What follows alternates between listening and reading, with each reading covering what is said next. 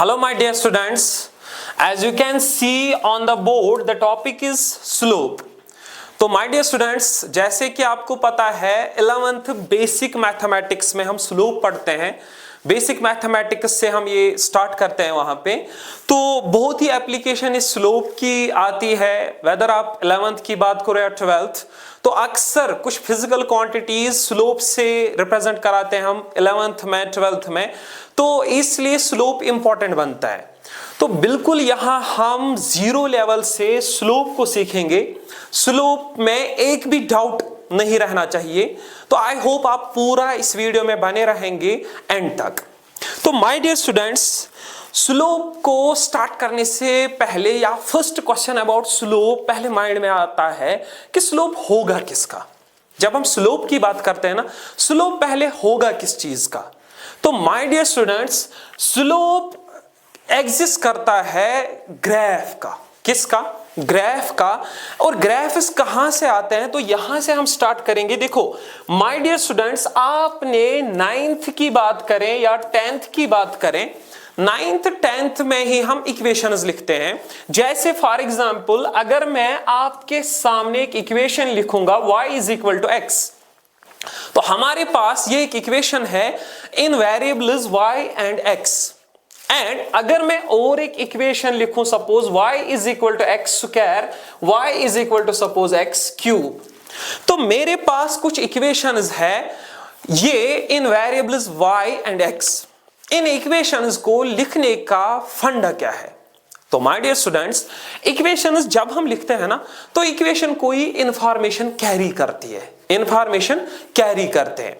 I repeat, मैं इसको discuss क्यों कर रहा हूं, हमारा टॉपिक बेसिकली स्लोप है, लेकिन स्लोप होगा ग्राफ का, और ग्राफ एग्जिस्ट करता है किसका? एक इक्वेशन का।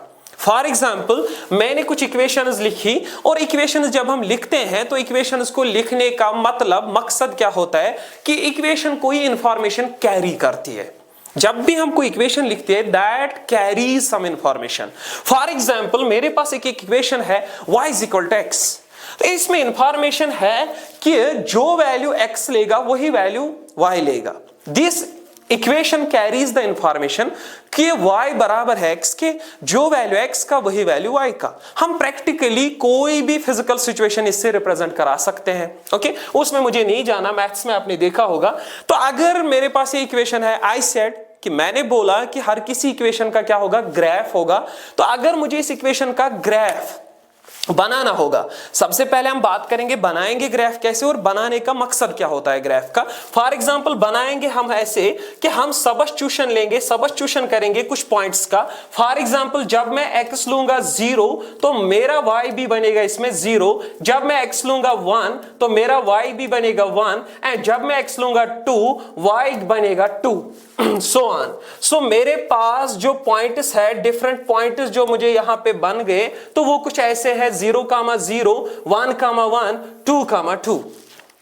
मैंने x का कुछ सबस्टिट्यूशन दिया एंड y फाइंड किया, so I got some points 0, 0, 1, 1, 2, 2।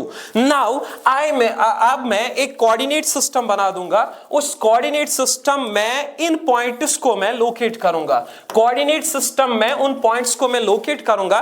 तो जब मैं लोकेट करूंगा, एक पॉइंट यहां होगा, एक पॉइंट यहां होगा, दूसरा पॉइंट यहां होगा, and if I join these points I will get a graph. तो ये होगा इस इक्वेशन का ग्राफ। ओके, तो यहां से हमने देखा जब हम कोई इक्वेशन लिखते हैं उसका ग्राफ हम ऑब्टेन कैसे करते हैं। हम सबस्टिट्यूशन करते हैं x का डिफरेंट, फिर y फाइंड करते हैं, एंड फिर कोऑर्डिनेट सिस्टम में हम उन पॉइंट्स को लोकेट करते हैं। जैसे ये होगा 0, 0, दिस इज 1, 1, दिस इज 2, 2। तो अब मैं इनको ज्वाइन करूंगा, आई गॉट अ ग्राफ। अब यहां पे सिमिलरली देखो, अगर मुझे इस इक्वेशन का ग्राफ चाहिए तो मैं सेम सबस्टिट्यूशन करूंगा। सपोज जब मैं x लूंगा 0 तो y भी आएगा 0, जब मैं x लूंगा 1 y भी आएगा 1, 1 स्क्वायर 1, जब x लूंगा 2 तो y आएगा 2 स्क्वायर, दैट्स 4, जब x लूंगा 3 y आएगा 3 square, that's 9। So I got some points. जो मुझे पॉइंट्स मिले वो 0, 0 है, 1, 1, 2, 4, 3, 4।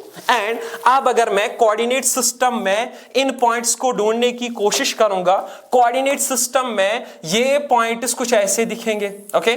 उसमें मुझे पूरा यहां पे नहीं दिखाना, लेकिन ऐसे ही वो पॉइंट्स मुझे यहां पे मिलेंगे। और अगर मैं x के नेगेटिव वैल्यू लूंगा तो y पॉजिटिव आएगा, स्क्वायर है, तो ग्राफ कुछ ऐसे यहां बनेगा। तो दैट मीन्स जब मैं y is equal to x square जो मेरे पास इक्वेशन होती है, जब मैं उसका ग्राफ बनाऊंगा तो ग्राफ कुछ ऐसा दिखता है। सिमिलरली ऐसा ही सब्स्टिट्यूशन करके मुझे ग्राफ मिलेगा किसका, दिस इक्वेशन, कुछ इसका ग्राफ जो है वो कुछ ऐसा मिलेगा, ओके। इसका ग्राफ कुछ ऐसा होगा, y is equal to x cube. Similarly मैं ऐसा ही सब्स्टिट्यूशन करूंगा and I will get the graph. तो फिलहाल बात हुई कि इक्वेशन जब हम लिखते हैं, इक्वेशन कैरीज हम इंफॉर्मेशन, इक्वेशन जब इंफॉर्मेशन कैरी करती है फिर उस इक्वेशन के कॉरस्पॉन्डिंग कोई ग्राफ एग्जिस्ट करता है। वो ग्राफ हम कैसे बनाते हैं, तो ऐसे बनाते हैं, पॉइंट्स x के वैल्यू सब्स्टिट्यूट करेंगे, we will get values of y and उन्हीं को फिर कोऑर्डिनेट सिस्टम में ढूंढते हैं, ज्वाइन करते हैं, वी गेट द ग्राफ। अब ग्राफ बनाने का मतलब क्या है, मकसद क्या है, ओके। तो इसका मकसद, इसका मतलब बस एक ही होता है कि ये कैरी करता है information same. I repeat, graph जब हम बनाते हैं, ग्राफ बनाने का फंडा, मकसद एक ही होता है, वो वही इंफॉर्मेशन कैरी करता है जो इक्वेशन कैरी करती है।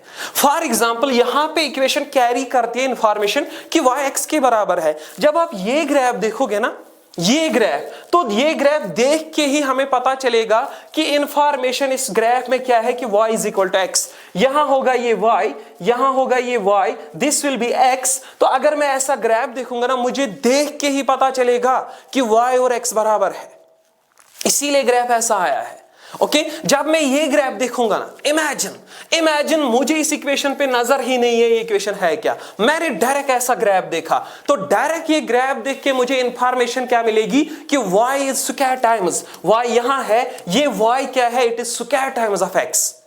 एंड अगर मैं ऐसा ग्राफ देखूंगा, this is y, this is x, तो ये ग्राफ देख के ही पता चलेगा कि y is cubic power of x। तो दैट मीन्स ग्राफ बनाने का मतलब, मीनिंग ये होता है कि ये इंफॉर्मेशन कैरी करता है सेम। आई रिपीट, ग्राफ हम किसी भी इक्वेशन का बस इस रीजन से बनाते हैं कि बिकॉज ग्राफ कैरी करता है वही इंफॉर्मेशन जो वो इक्वेशन कैरी करते हैं। हमें अब इक्वेशन को देखने की जरूरत नहीं है, हम ग्राफ देख के बता सकते हैं what is the relation between y and x, okay. So अब अगर कल को मेरे पास कोई फिजिकल क्वांटिटी सपोज x और यहां पे सपोज यहां पे ऐसे, अगर मेरे पास कोई physical quantity suppose displacement versus time, कल को सपोज ऐसे होगा डिस्प्लेसमेंट ये टाइम, और अगर मैं इनका ये ग्राफ देखूं, देखो मुझे डिस्प्लेसमेंट और टाइम का इक्वेशन पता नहीं है, लेकिन मैंने बस ग्राफ देखा, मैं ग्राफ से ही बता सकता हूं कि सपोज यहां डायरेक्ट रिलेशन है। मैं ऐसे बता सकता हूं डिस्प्लेसमेंट वर्सेस टाइम का कि यहां पे स्क्वायर पावर वाली रिलेशन है, ओके। तो ग्राफ से ही मुझे समझ आता है what is the relation between those two variables जिनमें हम ग्राफ प्लॉट करते हैं, ओके। आई होप आपको पता चला कि इक्वेशन जब हम लिखते हैं उसकी मीनिंग होती है, इक्वेशन जब हम लिखते हैं तो इसके कॉरस्पॉन्डिंग ग्राफ एग्जिस्ट करता है। ग्राफ हम प्लॉट कैसे करेंगे, एक्स एंड वाई का सब्स्टिट्यूशन देखें, एंड जब हम ग्राफ फिर प्लॉट करते हैं कैसे बनाते हैं वो हमने देखा। वो ग्राफ जब बनता है तो that carries the same information जो इक्वेशन में इंफॉर्मेशन होती है, ओके। अब यहां पे ये सब क्लियर करके, ये सब जब क्लियर होगा तो अब यहां पे अगर हम देखेंगे ना, देखो अब हमें पता है यहां पे अब हमें पता है कि अगर हम डिफरेंट ग्राफ्स बनाएंगे, डिफरेंट ग्राफ्स, फॉर एग्जांपल ये मैंने एक ग्राफ बना दिया यहां पे, देखो अब आपको पता है कि ग्राफ्स इंफॉर्मेशन कैरी करते हैं, ग्राफ्स एग्जिस्ट करते हैं किन के बदले, इक्वेशंस के बदले। तो अब फॉर एग्जांपल मेरे पास कुछ ग्राफ्स ऐसे है, फॉर एग्जांपल ये मैंने कुछ ग्राफ्स बना दिए। अब आपको पता है कि there will be some equations, उनके कॉरस्पॉन्डिंग हमने ये कुछ ग्राफ्स बनाए, ओके। लेकिन अब अगर हम जब ग्राफ को देखेंगे ना, देखो कुछ ग्राफ्स अगर मैं पॉजिटिव एक्स एक्सिस को अगर मैं रेफरेंस मानूं तो फिर कुछ ग्राफ्स बिल्कुल एक्स एक्सिस की तरह होते हैं और कुछ ग्राफ्स एक्स एक्सिस से कुछ एंगल बनाते हैं, ओके। कुछ ग्राफ्स कुछ ऐसा उल्टा चल रहे हैं, है ना। तो दैट मीन्स जब हम ग्राफ्स बनाते हैं ना, ये ग्राफ्स एक्स एक्सिस के हिसाब से, with respect to x axis हम कैसे रखते हैं? क्या ये ग्राफ ऐसा है बिल्कुल हॉरिजॉन्टल एक्स एक्सिस के जैसा? क्या ये एट सम एंगल है? क्या एट सम मोर एंगल है? क्या ये पूरा वर्टिकल है? क्या ये ऐसे है? तो ये जो कि हमने इस ग्राफ की डायरेक्शन क्या है, ये ग्राफ रखा कैसे है with respect to x axis, इसका स्टीपनेस ये कितना स्टीप है, क्या ये कम स्टीप है, क्या ये ज्यादा स्टीप है, क्या ये ज्यादा स्टीप है, ओके, या क्या ये बिल्कुल हॉरिजॉन्टल एक्स एक्सिस के जैसे है, ये स्टीपनेस शो करता है ग्राफ का स्लोप, ग्राफ का स्लोप। आई रिपीट, जब हम ग्राफ्स बनाते हैं ना, कुछ ग्राफ्स एक्स एक्सिस के जैसे होते हैं, कुछ ग्राफ्स एट सम एंगल होते हैं, कुछ एट मोर एंगल, कुछ 90, कुछ मोर देन इट, है ना। तो दैट मीन्स जब हम ग्राफ्स बनाते हैं तो इनका ग्राफ का स्टीपनेस कितना होता है with respect to x axis, उसी स्टीपनेस को हम यहां पे बोलते हैं क्या? स्लोप। क्या बोलते हैं? स्लोप। सो जब हम ग्राफ बनाते हैं तो ग्राफ के कॉरस्पॉन्डिंग ये जो स्लोप है ये क्या होता है? ये होता है degree of steepness, degree of steepness.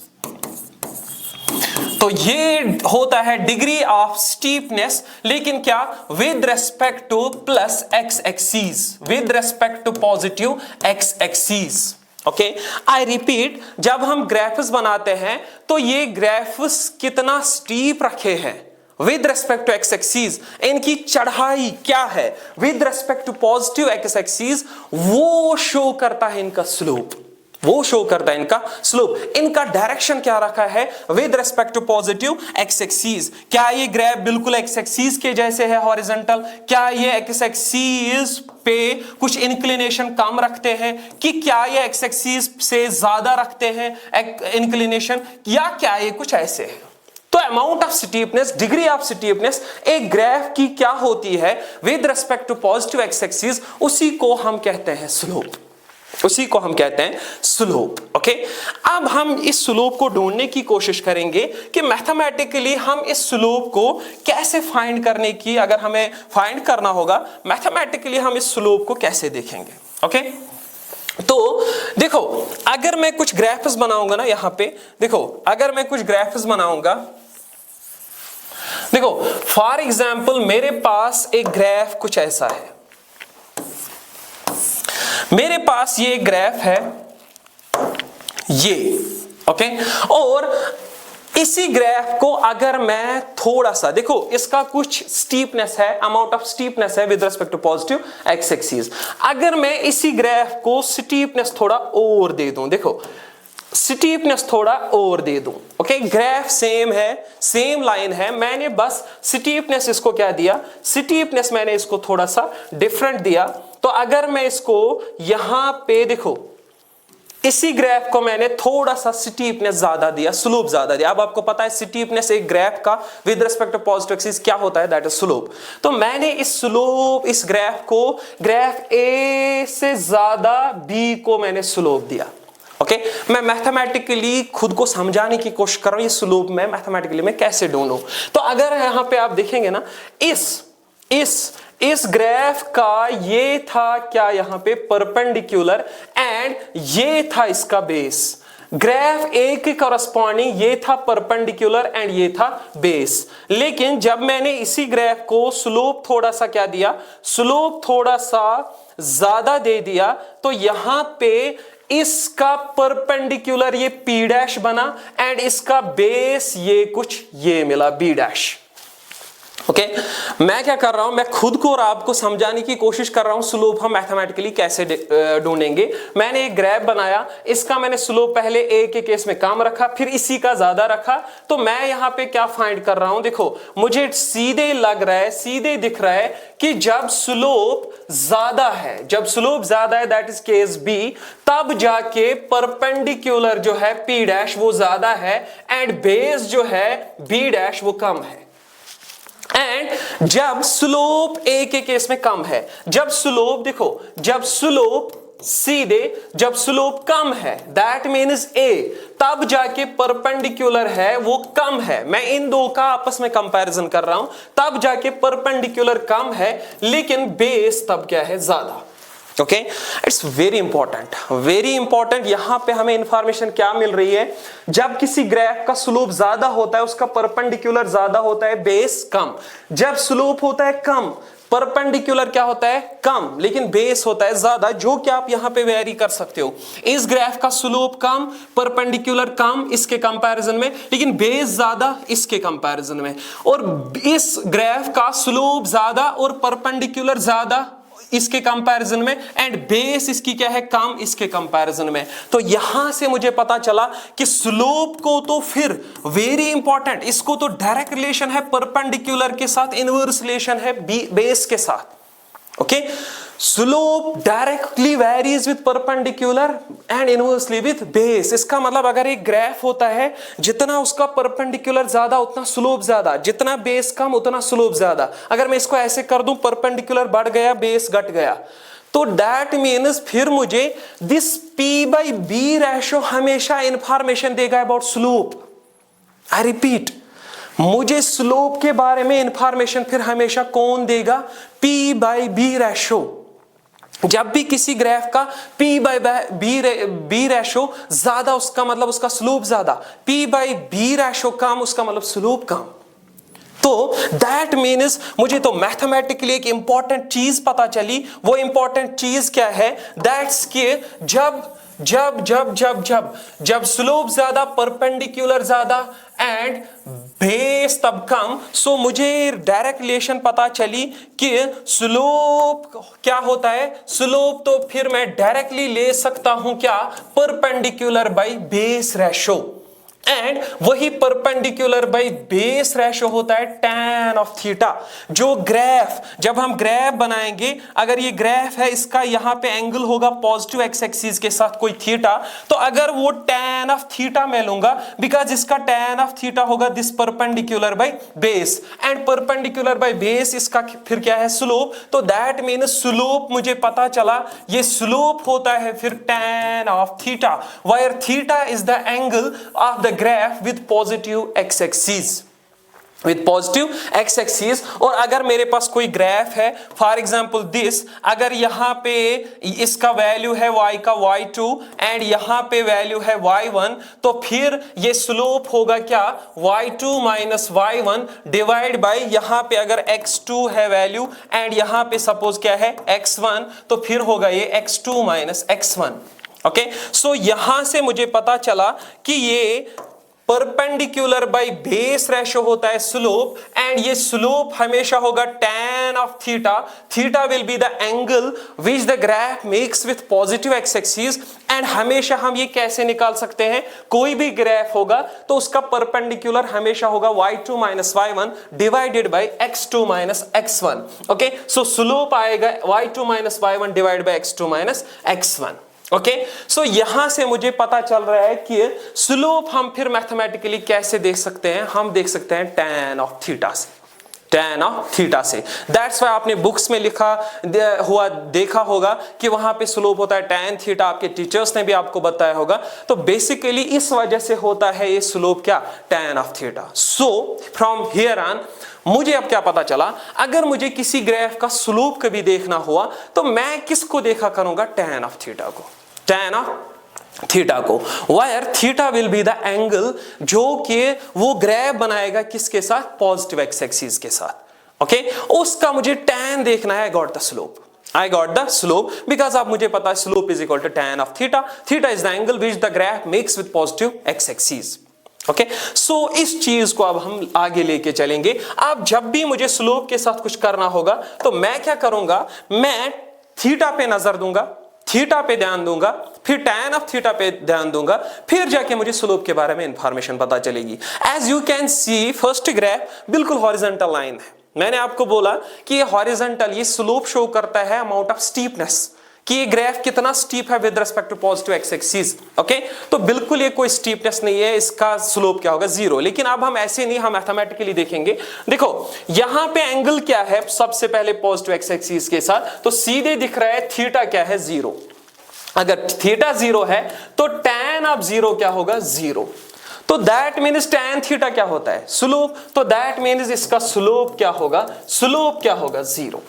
तो अगर आपके पास कभी हॉरिजॉन्टल लाइन होगी, हॉरिजॉन्टल लाइन, इसका एंगल एक्स एक्सिस के साथ 0, इसका मतलब इसका tan ऑफ थीटा 0, तो उसका मतलब इसका स्लोप 0। एंड फिजिक्स में अगर आप इसको अप्लाई करना चाहोगे, फॉर एग्जांपल अगर आपके पास एक st ग्राफ है, डिस्टेंस वर्सेस टाइम ग्राफ, इसका स्लोप होता है वेलोसिटी। तो अगर आपको डिस्प्लेसमेंट टाइम ग्राफ कभी मिला, डिस्प्लेसमेंट टाइम ग्राफ एक हॉरिजॉन्टल लाइन था, तो इसका स्लोप 0, इसका स्लोप होता है वेलोसिटी, तो दैट मींस ऐसे डिस्प्लेसमेंट टाइम ग्राफ का वेलोसिटी क्या होगा 0। तो यहां से हमें क्या पता चलता है कि वेलोसिटी क्या होगी 0। सिमिलरली अगर आपको कभी वीटी ग्राफ हुआ, वेलोसिटी टाइम ग्राफ एक हॉरिजॉन्टल लाइन, तो वीटी ग्राफ का स्लोप होता है एक्सेलरेशन। तो इसका मतलब अगर वीटी ग्राफ आपको ऐसा मिला तो इसका एक्सेलरेशन क्या होगा, इस वीटी ग्राफ का क्या 0। ओके, सो अगर आपको हॉरिजॉन्टल लाइन कभी भी दिखी, फॉर एग्जांपल यहां इन सारी लाइन का स्लोप क्या है 0, बिकॉज एंगल क्या है 0। Okay, I hope it's clear. Okay, तो अब अगर मेरे पास ऐसा कोई ग्राफ होगा, फॉर एग्जाम्पल यहां पे एंगल जो बन रहा है ना, अगर मैं पहले यहां पे एंगल बन रहा है लेस देन 90, क्या बन रहा है लेस देन 90, लेकिन अगर मैं उस एंगल को देखूंगा ना, देखो अगर आप यहां पे इस एक्स एक्सिस को यहां पे भी बनाएंगे, तो अगर ये था यहां पे थीटा, यहां पे भी होगा थीटा, यहां पे बनाएंगे तो ये भी क्या है थीटा। इस ग्राफ का through out angle x axis के साथ क्या है कांस्टेंट। तो यहां पे सबसे पहले थीटा है लेस देन 90, बट है क्या कांस्टेंट, तो एंगल यहां पे क्या है कांस्टेंट। अगर थीटा कांस्टेंट है थ्रू आउट, तो इसका मतलब tan ऑफ थीटा भी क्या होगा, वो भी होगा कांस्टेंट। तो अगर थीटा इस ग्राफ का कांस्टेंट, tan थीटा कांस्टेंट, उसका मतलब tan थीटा अब आपको पता है स्लोप होता है, तो इसका मतलब इस ग्राफ का स्लोप होता है कांस्टेंट।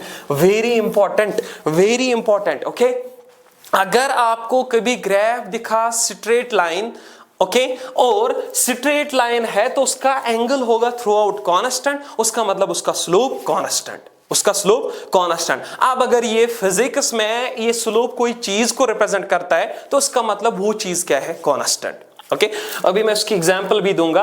तो आपको पता चला कि अगर आपके पास ग्राफ्स कुछ ऐसे हुए, ये ग्राफ, ये ग्राफ, ये ग्राफ, इनका स्लोप क्या है कांस्टेंट, और यहां पे एंगल चूंकि लेस देन 90 है, तो जब स्लोप होता है लेस देन थीटा होता है लेस देन 90, तब ये tan ऑफ थीटा होता है पॉजिटिव, तो इसका मतलब इसका स्लोप आल्सो क्या है, वो है पॉजिटिव भी। ओके, सो अगर आपको कभी ऐसे ग्राफ्स दिखे, कैसे, देखो अगर आपको ऐसे ग्राफ्स, दिस ग्राफ 1 2 3, अगर ऐसे ग्राफ्स आपको कभी दिखे, इनका एंगल होता है लेस देन 90, तो इसका मतलब इनका स्लोप पॉजिटिव होगा, और स्लोप पॉजिटिव होगा, और अगर स्ट्रेट लाइन है और कांस्टेंट भी होगा। ओके, सो अगर मैं इसको भी सपोज यहां पे अप्लाई करने की कोशिश करूंगा, फॉर एग्जांपल आपको कल को फिजिक्स में कोई ग्राफ ऐसे मिला, फॉर एग्जांपल आपको सपोज कल को डिस्प्लेसमेंट टाइम ग्राफ ऐसा मिला, डिस्प्लेसमेंट टाइम ग्राफ, ये st, तो अब आपको पता है डिस्प्लेसमेंट टाइम ग्राफ का स्लोप होता है वेलोसिटी, तो इसका स्लोप क्या है अब कांस्टेंट। ओके, तो इसका मतलब वेलोसिटी क्या है कांस्टेंट, वेलोसिटी क्या है constant. So velocity time graph ऐसा हो, यहां पे बने, देखो कहीं पे भी बने, यहां पे बने, ऐसे बने, ओके, ऐसे बने, स्ट्रेट लाइन है और st ग्राफ है, तो उसका मतलब वेलोसिटी क्या है कांस्टेंट। बिकॉज आपको पता चला जब भी ग्राफ ऐसा होता है स्ट्रेट लाइन, उसका स्लोप होता है कांस्टेंट एंड पॉजिटिव भी होगा। तो पॉजिटिव यहां पे क्यों होता है, बिकॉज थीटा लेस देन क्या है 90, एंड जब भी tan थीटा लेस देन 90 होता है, जब भी थीटा लेस देन 90, तो tan ऑफ दैट एंगल होता है क्या पॉजिटिव। ओके, सिमिलरली अगर मैं इसको जोड़ूं सपोज कल को किसके साथ, वीटी ग्राफ, अगर कल को ऐसा वेलोसिटी टाइम ग्राफ आपको मिला एंड ऐसा स्ट्रेट लाइन था, या सपोज यहां पे या सपोज यहां पे, तो वीटी ग्राफ का स्लोप होता है एक्सेलरेशन। ओके, तो उसका मतलब कि इस ग्राफ से आपको पता चलेगा एक्सेलरेशन क्या है, एक्सेलरेशन कांस्टेंट है, एक्सेलरेशन पॉजिटिव है। स्लोप से आप ये इंफॉर्मेशन बता पा रहे हो। ओके, ग्राफ देख के, ग्राफ st देख के आपको इंफॉर्मेशन पता चल रहा है अबाउट बॉडी, अबाउट SNT, है ना। VOT ग्राफ देख के आपको इंफॉर्मेशन चल रही है कि बॉडी का यहां पे एक्सेलरेशन क्या है कांस्टेंट, पॉजिटिव है। ओके, तो वही मैं बोल रहा था, ग्राफ बनाने का यही रीजन होता है, हमें इंफॉर्मेशन मिलती है about the variables, about the quantities. Okay, so अगर मैं आगे ऐसी बढ़ूं, देखो अगर मेरे पास अब ऐसा ये होगा क्या, ऐसा ग्राफ। देखो सबसे पहले अगर मैं यहां देखो ना, अगर मैं थीटा को ढूंढने की कोशिश करूंगा, थीटा हम हमेशा मेजर करते हैं पॉजिटिव एक्स एक्सिस के साथ, तो यहां पे सीधे दिख रहा है, यहां पे बिल्कुल दिख रहा है कि ये जो थीटा है ना ये ग्रेटर देन 90 है। ये एंगल यहां पे जो ग्राफ बनाता है पॉजिटिव एक्स एक्सिस के साथ, तो ये बन रहा है सीधे ग्रेटर देन क्या, 90। ओके, एंड जब थीटा ग्रेटर देन 90 होगा तो यहां पे tan जो है, tan ऑफ थीटा वो होगा नेगेटिव। क्या होगा, नेगेटिव। ओके, और थीटा लेकिन अगेन क्या है, constant. I repeat, straight line है, जब भी स्ट्रेट लाइन होगी तो एंगल उसका पॉजिटिव एक्स एक्सिस के साथ कांस्टेंट होता है। जितना यहां पे उतना यहां, और उतना ही सपोज यहां पे बनेगा। एंगल कांस्टेंट है तो थीटा है क्या, थीटा इज कांस्टेंट। अगर थीटा कांस्टेंट तो इसका मतलब क्या है, स्लोप भी क्या होगा, slope is equal to tan of theta, and वो भी क्या होगा, कांस्टेंट है, नेगेटिव। आई रिपीट, स्लोप है क्या, स्लोप नेगेटिव है लेकिन है कांस्टेंट। सो अभी आपको पता चला, जब भी ये लाइन ऐसे रखी होगी ना with respect to positive x axis, यानी एंगल होगा ग्रेटर देन 90, तब जाके स्लोप होता है फिर नेगेटिव। क्यों स्लोप होता है नेगेटिव, आई रिपीट कि स्लोप होता है tan ऑफ थीटा, एंड यहां पे थीटा आ रहा है क्या, थीटा आ रहा है यहां पे क्या, थीटा आ रहा है greater than 90। Theta greater than 90 जब आएगा तो स्लोप यहां पे क्या होगा, नेगेटिव, स्लोप होगा नेगेटिव। ओके, तो अब आपको फिलहाल यहां पे अगर मैं थोड़ा सा क्विकली कंपैरिजन में इसको दिखाऊं, आपको पता चला अभी तक कि अगर आपके पास यहां पे ऐसी लाइन्स होंगी, अगर आपके पास ये है कोऑर्डिनेट सिस्टम और लाइन्स ऐसी है, तो इन लाइन्स का आप देखो एंगल क्या आ रहा है, less than 90। Angle less than 90 आ रहा है तो इसका मतलब इनका स्लोप क्या होगा, पॉजिटिव। इनका स्लोप होगा पॉजिटिव। एंड अगर आपके पास लाइन्स कुछ ऐसे आ रही है, अगर आपके पास लाइन्स कुछ ऐसे आ रही है, तो इनका एंगल क्या है, ग्रेटर देन, ऐसी लाइन्स का ग्रेटर देन 90, तो इनका स्लोप होगा नेगेटिव। ओके, और अगर आपके पास लाइन्स आ रही है ऐसे हॉरिजॉन्टल लाइन्स, ऐसे अगर आपके पास लाइन्स कुछ ऐसे है हॉरिजॉन्टल, तो इनका स्लोप क्या होगा, इनका स्लोप होगा क्या, 0। एंड बेटा अगर मैं यहां पे क्विकली, अगर आपके पास लाइन ऐसी होगी, दैट मेक्स एन एंगल, यहां पे थीटा क्या है, 90, एंड tan ऑफ 90 या तो हम कहेंगे नॉट डिफाइंड या तो हम कहेंगे इनफाइनाइट, तो यहां पे इसका मतलब स्लोप इस लाइन का क्या होगा, स्लोप होगा नॉट डिफाइंड या स्लोप होगा इनफाइनाइट। ओके, तो चूंकि टाइम कम है, I have to stop here. तो यहां पे मैं क्विकली, अगर आपके पास ऐसी लाइन तो स्लोप 0, अगर आपके पास ऐसी लाइन एंगल लेस देन 90 तो slope positive and constant, and अगर आपके पास ऐसी लाइन तो slope negative and constant, and अगर आपके पास ऐसी लाइन तो इसका मतलब स्लोप नॉट डिफाइंड। ओके, तो इंशाल्लाह नेक्स्ट सेशन में अब हम कर्व्स का देखेंगे, कर्व्स का स्लोप हम कैसे निकालते हैं, कैसे वेरी करता है। अभी टाइम लिमिटेड है। I hope it's very clear. Thanks.